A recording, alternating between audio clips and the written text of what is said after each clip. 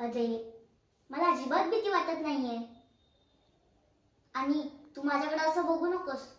मला जर खरंच भीती वाटली असती ना तरी मी ते आलेच नसते.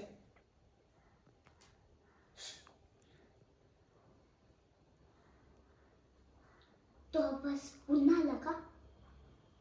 नाही ना, मला तसं वाटलं. असं समजा खरंच भूत आलं तर काय करणार? मी तर त्याला सरळ विचारल, काय रे एवढ्या रात्री लहान मुलांना घाबरायला फिरतोस? तुला दुसरं काही काम नाही का? सूरज, तुझ्या मागे काही आहे का? हलू नकोस, अजिबात हलू नकोस.